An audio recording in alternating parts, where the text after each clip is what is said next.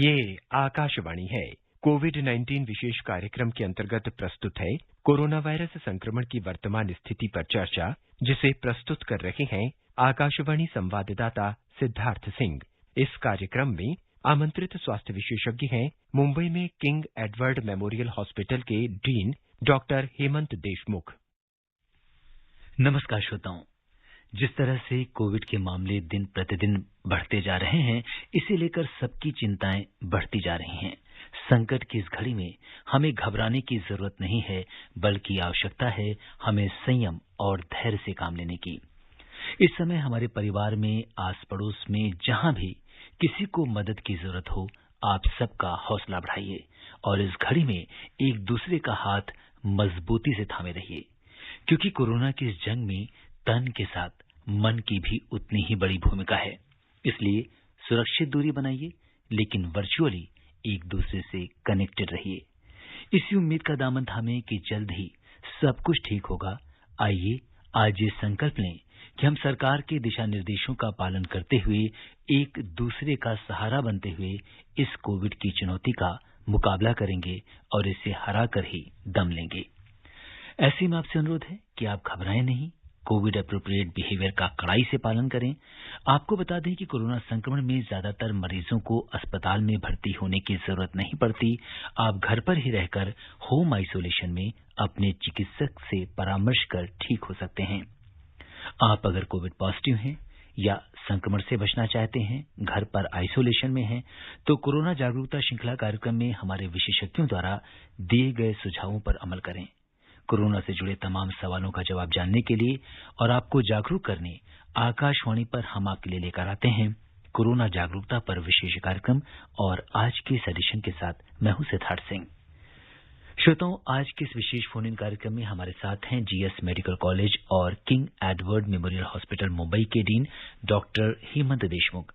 Doctor Hemant का interventional radiology में specialisation है और मेडिकल एकेडमिक्स और पेशेंट ट्रीटमेंट में एक लंबा अनुभव रहा है। डॉक्टर हेमंत, नमस्कार। कार्यक्रम में आपका स्वागत और अभिनंदन। नमस्कार श्रोताओं, कोरोना से संबंधित सवाल डॉक्टर हेमंत से टोल फ्री नंबर 1800-115567 और 011-233-14444 पर पूछ सकते हैं। आप हमारे ट्विटर हैंडल @AINews पर #AskAIR पर अपने सवाल पोस्ट भी कर सकते हैं। डॉक्टर हेमंत, सबसे पहले आपसे जानना चाहेंगे कि जिस तरह से कोविड के मामले तेजी से बढ़ रहे हैं, ऐसे में बढ़ते संक्रमण के बीच हम कोविड से अपना बचाव कैसे कर सकते हैं?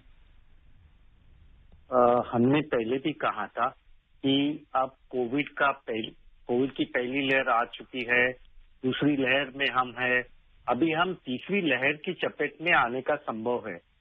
तो हम ये सावधानी बरतने के लिए, यानी तीसरी लहर हमें ना पहुंचे और दूसरी लहर में हमें क्या करना चाहिए, इसके लिए साफ सुथरी बिल्कुल रणनीति ऐसी होगी कि हमें फिजिकल डिस्टेंसिंग रखना काफी जरूरी होता है। हमें हैंड सैनिटाइजेशन की हमेशा जरूरत पड़ेगी, आज नहीं हमेशा के लिए। और तीसरी बात है कि मास्किंग, जो अभी हम अनमास्क करके घूम रहे हैं, हमें मास्किंग की काफी जरूरत है, क्योंकि ये जो कोरोना का संक्रमण होता है वो हवा से होता है। ये जो वायरस है वो हमेशा हवा से जाता है, लहर से जाता है, और किसी का अगर नॉस्ट्रिल या नाक ओपन हो तो उसमें जरूर है ये कि कोविड की वायरस हमेशा अंदर पहुंच जाएगी। इसलिए बराबर तरीके से मास्क करना काफी अनिवार्य हो जाता है। जी, और डॉक्टर हेमंत, इस समय ज्यादातर कोविड के मरीज होम आइसोलेशन में हैं। आपसे जानना चाहेंगे कि जैसे ही किसी के अंदर लक्षण आते हैं या वो कोविड पॉजिटिव होता है, तो उसे सबसे पहले क्या कुछ करना चाहिए? अगर कोई कोरोना से संक्रमित होता है तो बहुत बार तो हमने ऐसे देखा है कि 80% लोग कोरोना के जो संक्रमित हो जाते हैं।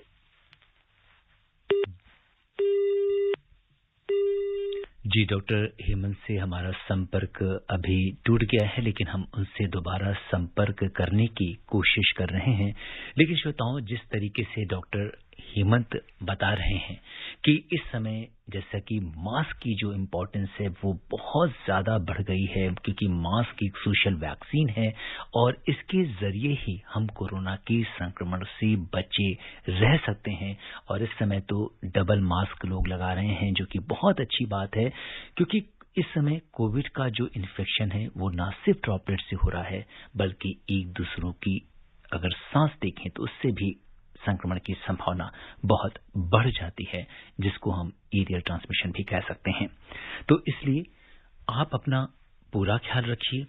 और इस समय अगर आप होम आइसोलेशन में हैं तो आपको क्या करना है कि एक तो अपने आपका जो टेम्परेचर है इसको आपको कम से कम 4 बार नापना है, इसका एक चार्ट बनाना है। इसके अलावा अपने घर में ऑक्सीमीटर रखना है। ऑक्सीमीटर से आपको अपना जो ऑक्सीजन सैचुरेशन लेवल है उसको मॉनिटर करते रहना है। अगर आपका ऑक्सीजन लेवल 94 यानी 94 के आसपास है तो आपको घबराने की जरूरत नहीं है। लेकिन यदि आपका जो ऑक्सीजन लेवल है वो 94 से कम हो जाता है तो ऐसे में आपको अपने चिकित्सक से जरूर परामर्श करना चाहिए। और कई ऐसे तरीके हैं जिनसे घर पर रहते हुए बिना पैनिक किए हुए आप अपना जो ऑक्सीजन सैचुरेशन लेवल है उसको आप बढ़ा सकते हैं। चाहे वो प्रोन प्रक्रिया करके आप उसे बढ़ाएं या आप स्टीम इनहेलेशन करके बढ़ा सकते हैं। और इस तरह से बिना घबराए हुए अपने चिकित्सक के परामर्श से, क्योंकि ज्यादातर जो कोविड के मरीज हैं वो इस समय होम आइसोलेशन में हैं। और सबसे बड़ी बात यह है कि इस समय जबकि आप होम आइसोलेशन में हैं आपको एक अच्छी डाइट लेनी चाहिए। अच्छी डाइट से मतलब ये है कि इसमें अगर आपको ज्यादा से ज्यादा जो लिक्विड डाइट है वो लेना है। लिक्विड डाइट जितनी ज्यादा होगी, क्योंकि अगर हाइड्रेशन होता है ऐसे में बॉडी में, जिसकी वजह से बहुत ज्यादा वाटर लॉस हो जाता है, तो आपकी बॉडी में ज्यादा से ज्यादा लिक्विड डाइट का सेवन आपने करना होगा। इसके अलावा हाई प्रोटीन जो डाइट है वो आपको लेना होगा। और इस बीच दोबारा से डॉक्टर हेमंत हमारे साथ जुड़ गए हैं। कुछ बातें हमने आपको बताई, लेकिन डॉक्टर हेमंत हम बात कर रहे थे अपने लिसनर से होम आइसोलेशन की, किस तरह की प्रिकॉशंस, क्या कुछ करना है हमें होम आइसोलेशन में रहते हुए। अभी काफी तो मरीज ऐसे होते हैं 90% जो एसिम्टोमेटिक होते हैं जी। अगर उनकी ऑक्सीजन सैचुरेशन 95 के ऊपर है या 96 के ऊपर है जी। वो बिल्कुल होम आइसोलेशन में रह सकते हैं। अब जो मरीज होम आइसोलेशन में है उन्हें ये खबरदारी लेनी चाहिए कि आइसोलेशन यानी स्ट्रिक्ट आइसोलेशन होना चाहिए, यानी उनके आसपास या इर्द गिर्द कोई भी कोविड नेगेटिव ना हो। जितने भी कोविड पॉजिटिव घर में एक ही साथ संक्रमित हो गए हैं वो एक साथ अपने एक ही कमरे में जहां सब सुविधा हो जी वहां रह सकते हैं। लेकिन यही देखना होगा कि ये रूम जो होगी वो पूरी वेंटिलेटेड रूम होगी। बंद कमरे में या एसी कमरे में सोना अच्छा नहीं रहेगा। और उनकी देखभाल करने वाला एक संक्रमित न हो जी। ये अटेंडेंट होगा उनका। और हमेशा हमारे ऑक्सीजन सैचुरेशन की मात्रा कितनी रहेगी इसके ऊपर ध्यान देना काफी जरूरी हो जाता है। डॉक्टर हेमंत, इसके लिए हम कोई चार्ट प्रिपेयर कर सकते हैं घर में कि हमें 4 बार टेम्परेचर लेना है, इतने घंटे पे हमें ऑक्सीजन सैचुरेशन कहीं नोट डाउन करना है, ताकि जब हम किसी चिकित्सक से परामर्श लें या तो वो उसको और ज्यादा मदद मिले हमारी जो हम तबीयत के बारे में ज्यादा जानने के लिए। बराबर। अगर आप 60 और ऊपर हो एज में और आपको कोई कोमॉर्बिडिटी हो, आपकी जो दवाई चालू है और आप एसिम्टोमेटिक हो तो अपनी हमेशा ब्लड प्रेशर या डायबिटीज की दवाई अपने हर एक टाइम पे लेना जरूरी हो जाता है। अभी दूसरी बात यह होती है कि जब भी आपकी ऑक्सीजन सैचुरेशन 96 के पीछे जाती है तभी वो रेड फ्लैग हो जाता है। जी। एक इसमें और मैं बताना चाहूंगा कि एक 6 मिनट वॉक टेस्ट होती है, यानी आप अपने घर में 6 मिनट चलो जी। उसके पहले ऑक्सीजन सैचुरेशन लो, उसके बाद में ऑक्सीजन सैचुरेशन लो। अगर आपका oxygen saturation 6 minute walk test के बाद 90 के नीचे आता है तो आपको तुरंत नजदीक की अस्पताल में पहुंचना जरूरी है। जी, ये बड़ा इम्पोर्टेंट टेस्ट डॉक्टर साहब आपने बताया है कि 6 मिनट तक हमें वॉक करनी है, उसके बाद अपना सैचुरेशन लेवल चेक करना है और अगर इससे कम आता है तो हमें फिर अस्पताल से संपर्क करना होगा। वो ऐसी स्थिति होगी जब हमें हॉस्पिटल में एडमिशन लेना होगा? बिल्कुल जी। और हमारे पास अभी बम्बई में या महाराष्ट्र में या हर एक किसी अलग राज्य में वॉर रूम्स होते हैं। हमारी जो लोकल म्युनिसिपल कॉरपोरेशन होती है या सरकार होती है, हमारे हर एक कोविड पॉजिटिव को हमेशा संपर्क में रखती है और हर दिन इन लोग डॉक्टर के जरिए इनके संपर्क करके पूछते हैं कि उन्हें कुछ तकलीफ हो रही है, कुछ सिम्टम्स डेवलप हो रहे हैं, बुखार कम नहीं हो रहा है या ऑक्सीजन सैचुरेशन नीचे जा रहा है। जी। ये कोई भी तकलीफ हो तो नजदीक के अस्पताल में अपने डॉक्टर से सलाह मशवरा करना जरूरी है। जी। और डॉक्टर हेमंत, अगर इस बार वाले जो दूसरी लहर के मरीज हैं, इनमें ज्यादातर अगर हम देखें तो जो लंग्स का इन्फेक्शन है वो काफी एक बड़ी प्रॉब्लम बना हुआ है और अक्सर लंग्स में जो संक्रमण है वो सामने आ रहा है। तो ऐसे में हम अपने लंग्स को किस तरीके से प्रोटेक्ट कर सकते हैं अगर हमें कोविड हो गया है और इसके बाद भी ये प्रॉब्लम बनी रहती है? क्योंकि कोविड तो एक बार नेगेटिव हो जाता है, लेकिन जो लंग्स की प्रॉब्लम है, खांसी, जुकाम या सीने में दर्द, इस तरह की शिकायत बनी रहती है, तो ऐसे लोग क्या करें?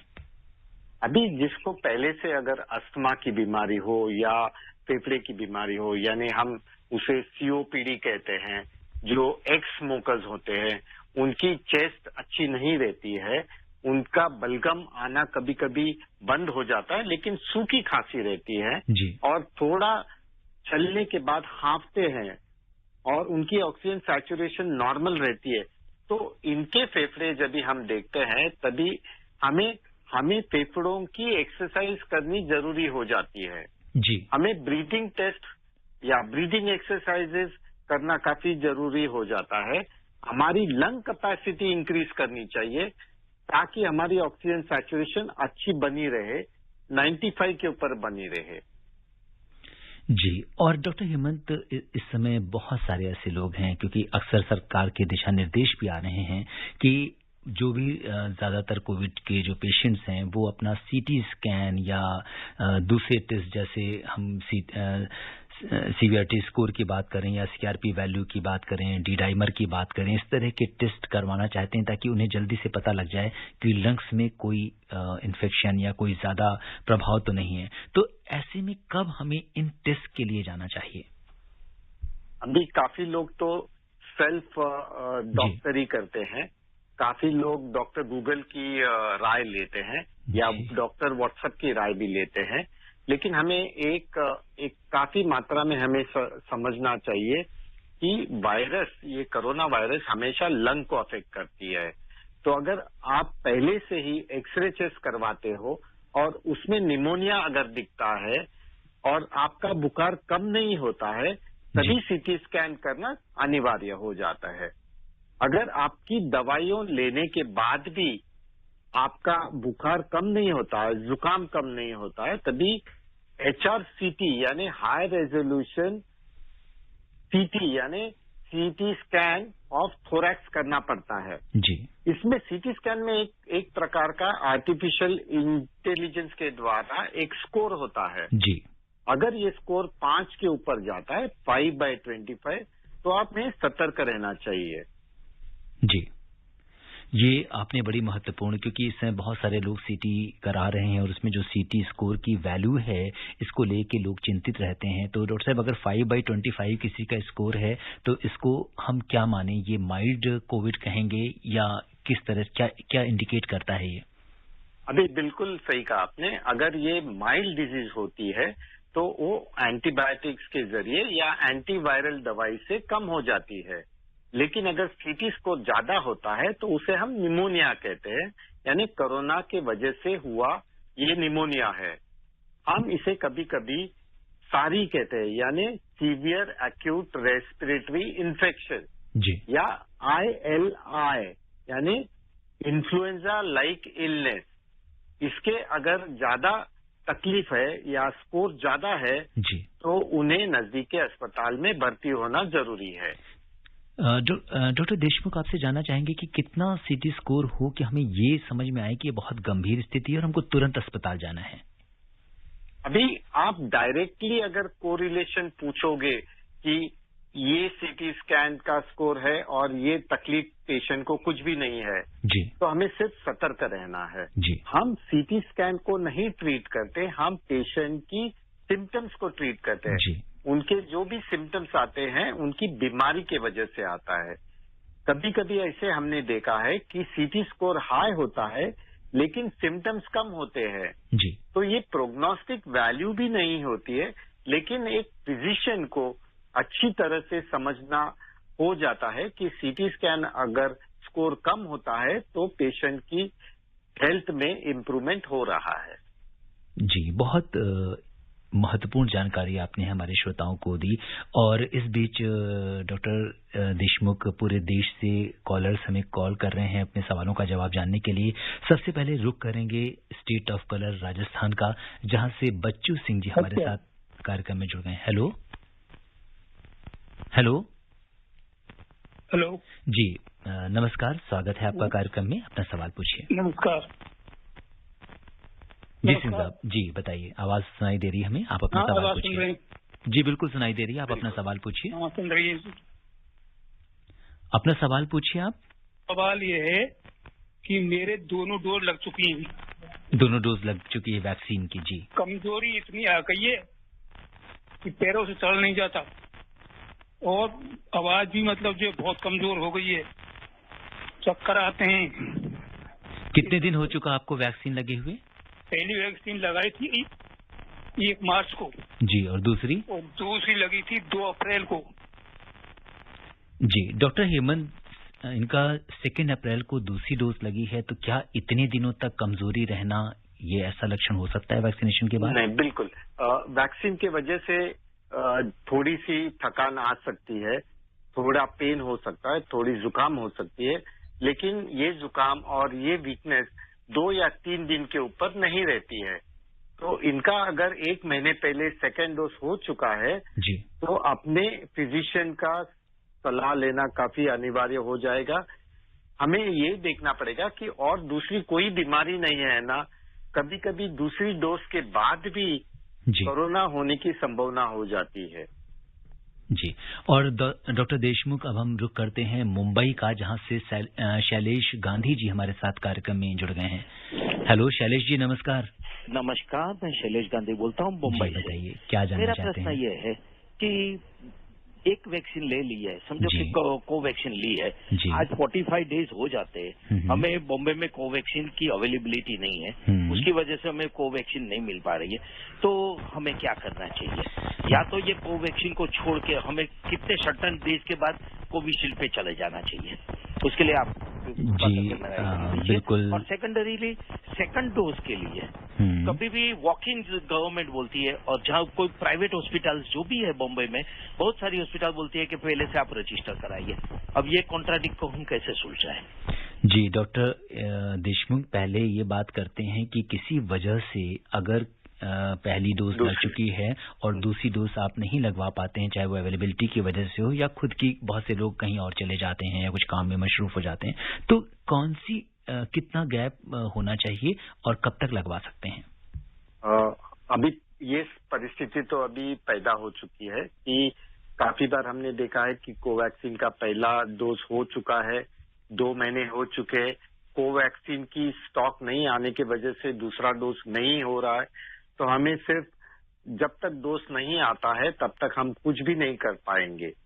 दूसरी बात, अगर आपका कोविन ऐप में सेकेंड डोज के लिए वॉक इन कुछ जगह काफी सुविधा से होता है, लेकिन कोविशील्ड का दूसरा डोज आज के दिन से या कल के दिन से सिर्फ कोविन अपॉइंटमेंट के जरिए ही होगा। जी, सेकेंड डोज अपॉइंटमेंट के जरिए ही होगी। बिल्कुल, जैसा कि इन्होंने कहा कि कभी किसी की मसरूफियत की वजह से या ना अवेलेबल होने की वजह से। तो और दूसरा इन्होंने ये भी पूछा था कि कोवैक्सीन की अगर पहली डोज दी है और दूसरी को बहुत ज्यादा वेट करना पड़ रहा है तो क्या कोविशील्ड लगवा सकते हैं?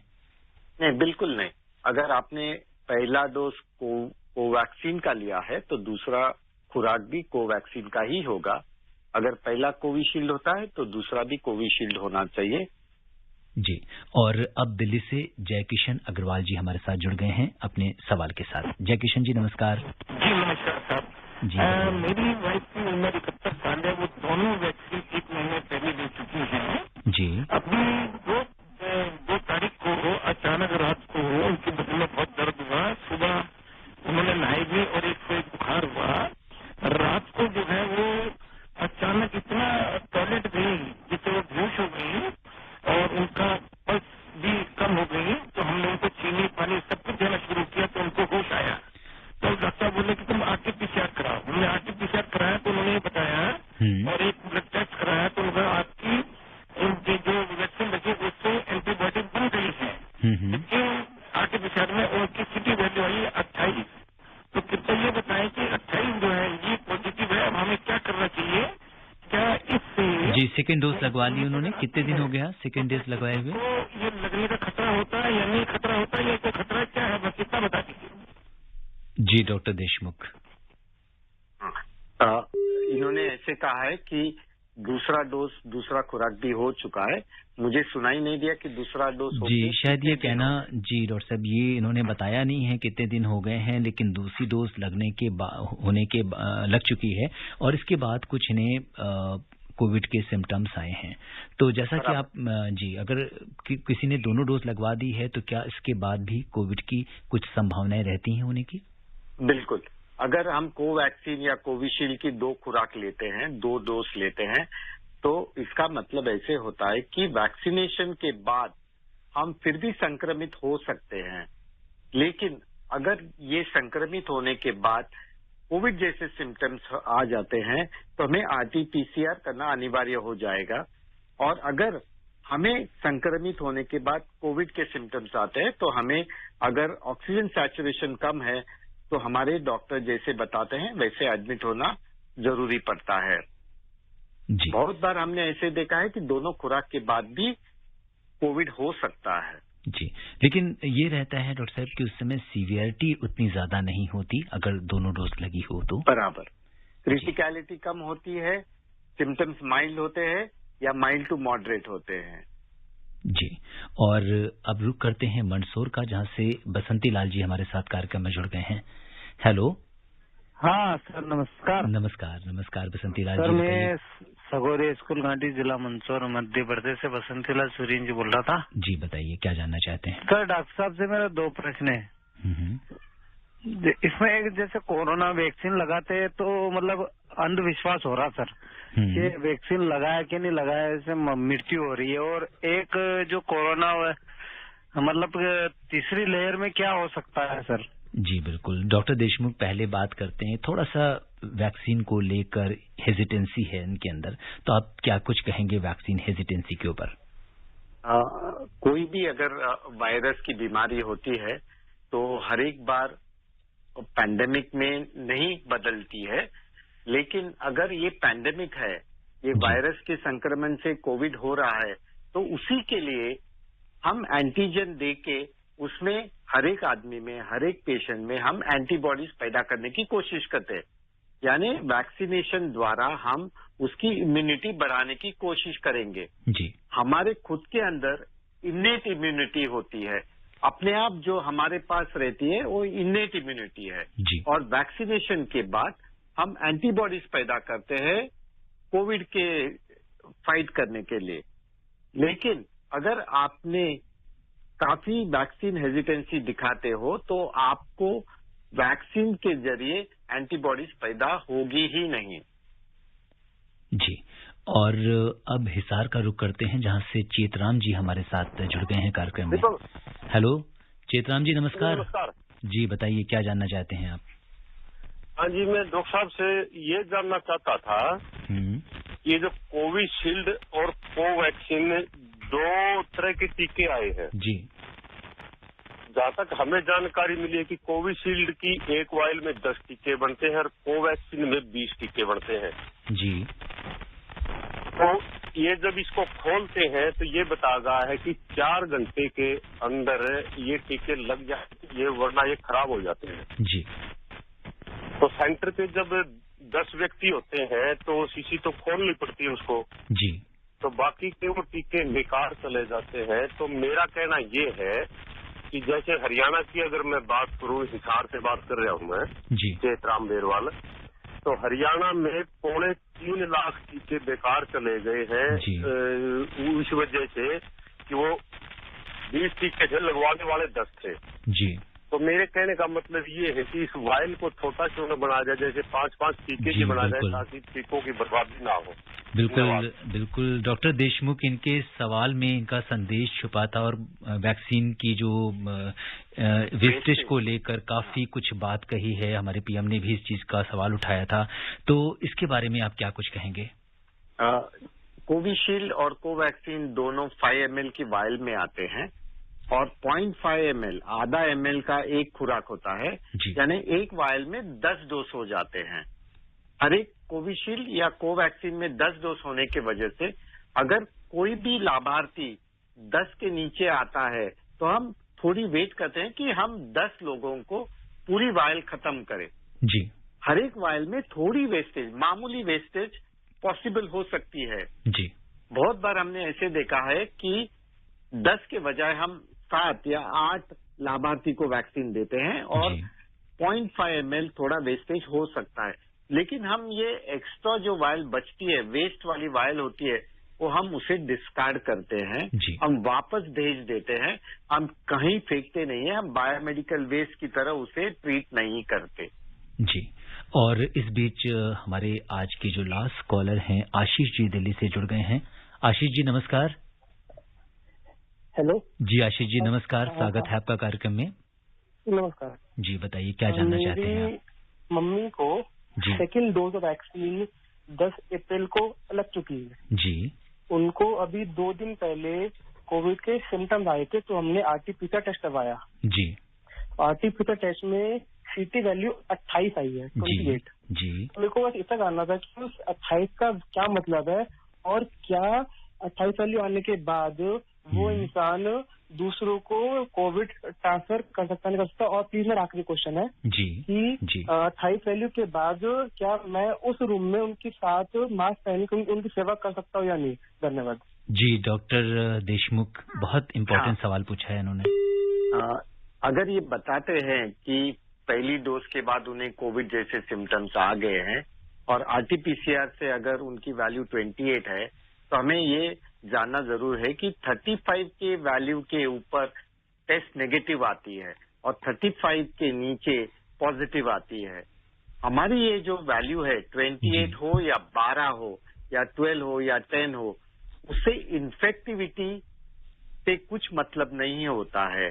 जितनी ज्यादा वैल्यू है उतनी कम वायरस डोज होती है, लेकिन ट्रांसमिसिबिलिटी उतनी ही होती है जिसमें वैल्यू 10 हो या 28 हो जी। तो हमें हर एक पेशेंट जो टेस्ट पॉजिटिव आता है उसे कोविड पॉजिटिव के हिसाब से ही बर्ताव करना चाहिए जी। और श्रोताओं, समय इजाजत नहीं दे रहा कि हम इस चर्चा को आगे बढ़ाएं।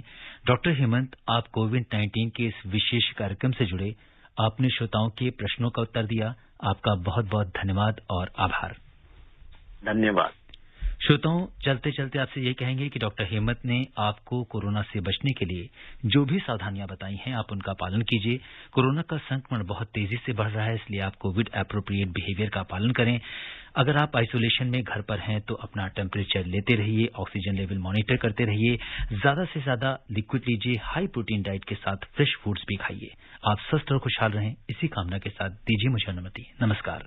कोविड-19 विशेष कार्यक्रम के अंतर्गत अभी आप सुन रहे थे कोरोना वायरस संक्रमण की वर्तमान स्थिति पर चर्चा, जिसे प्रस्तुत कर रहे थे आकाशवाणी संवाददाता सिद्धार्थ सिंह। इस कार्यक्रम में आमंत्रित स्वास्थ्य विशेषज्ञ थे मुंबई के किंग एडवर्ड मेमोरियल हॉस्पिटल के डीन डॉक्टर हेमंत देशमुख। यह कार्यक्रम आकाशवाणी के समाचार सेवा प्रभाग द्वारा प्रस्तुत किया गया। इसे आप हमारे mobile app news on AIR पर भी सुन सकते हैं। इस कार्यक्रम के संबंध में अपनी प्रतिक्रिया आप हमें ईमेल कर सकते हैं। पता है airnsttalks@gmail.com। यह कार्यक्रम फिर से सुनने के लिए लॉग ऑन करें हमारी वेबसाइट newsonair.in